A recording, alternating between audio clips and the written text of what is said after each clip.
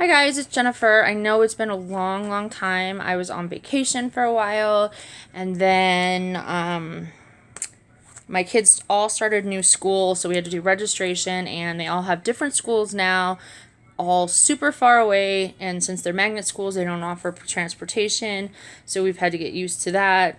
Plus, my younger son started high school, so he started football practice, which is at a different high school because his high school is an academic college. It's half college and half high school. So when you graduate high school, you'll be a sophomore in college.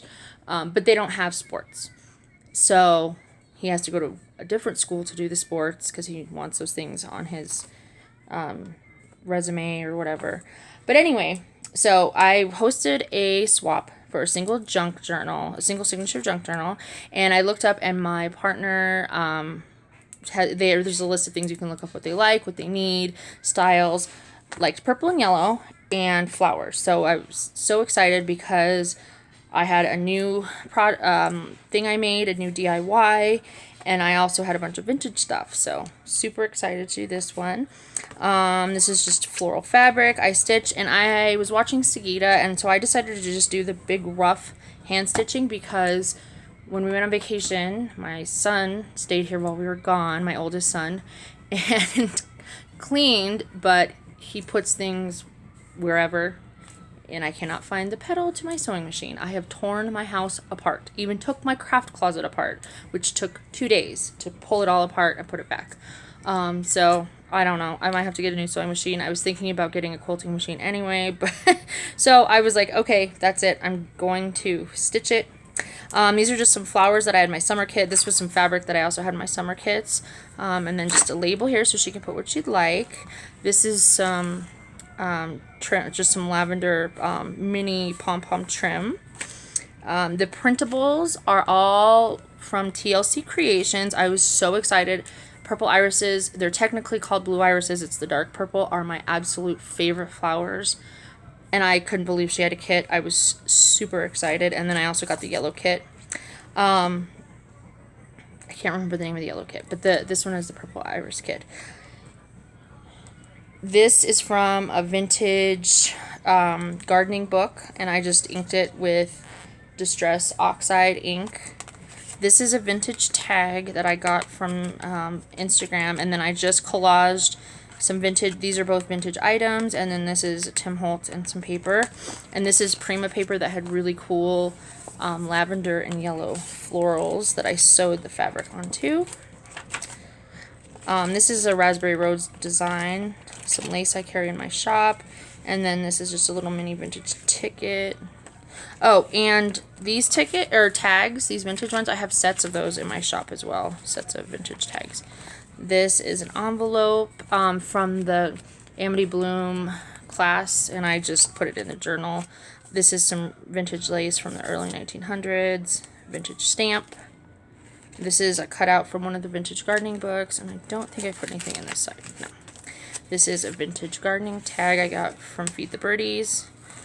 Some of the lace I carry in my shop. Oops.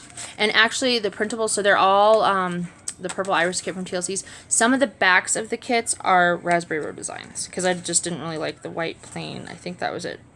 This is Ivy Shutters. I guess I'll just name the printables as I go along.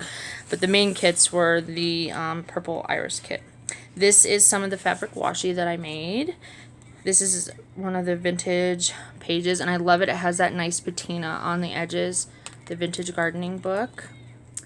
And this is just a tag backed with that Prima paper. And a cutout from the vintage book. Some more of that washi.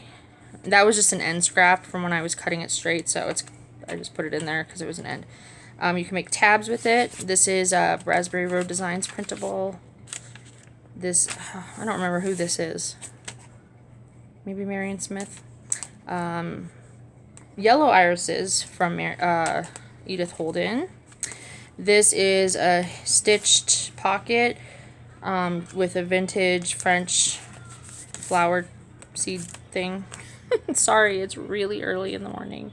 This is a tag with the fabric from the front, and it can tuck behind here or in the pocket. Some trim from I used the summer journal kits that I had, the embellishment kits. So I had some stuff left over, so I used those. Another one of the iris pages. And I shrunk them down to fit. This is a TN size. They're a normal size. And then this one, I didn't shrink down, but I wanted to stick it in, so I just chopped it. This is another one of the fabric washies that I made. Some vintage ledger. This is just some school pages. Another one of that beautiful iris printables. And this is the yellow printable behind here. And then I put just a doily. This is the cutout from one of the vintage gardening books. Some trim. And then just a little tag. Vintage book page. And then this is another tag. And I just back paper on it. Put a label. And this is from, it's a journaling card set from TLC. And I believe it's called Purple Posies. And then this is just some trim and a little piece from some of my Middle Eastern fabric. And then this is another one of her printables, TLCs. And then I made a fabric pocket. And I just put some paper inside to journal on. This is from a different printable kit from TLC. If you want to know the specific names, I can look them up. It is super early in the morning and I do not recall the name, but it is from TLC Creations. And then some more trim from my shop. This is scrapbook paper. Another one of the printable posy or purple posies, and then I added this label here. Tim Holtz, some fabric, lined paper, another washi, fabric washi tab. This is from Raspberry Road Designs. This is TLC printables, and then I added a lace pocket. This is some more fabric washi that I made. This is one of the envelopes from TLC, and then I just added a flower, and there's just some scrapbook paper in here, some purple paper, and I just did the purple oxide inks. This is from that book, The Majestic Purple Shrub, and I inked it with the purple oxide ink. I thought that was cool. They had some of the yellow and purple descriptions in it. I love the white butterflies. This is another cutout from the garden book.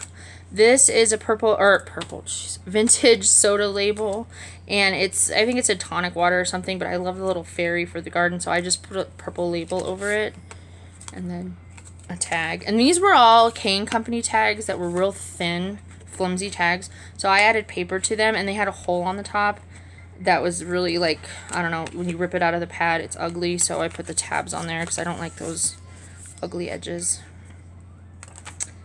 Another fabric washi, another book page, and I love the natural patina of old books. It's so pretty.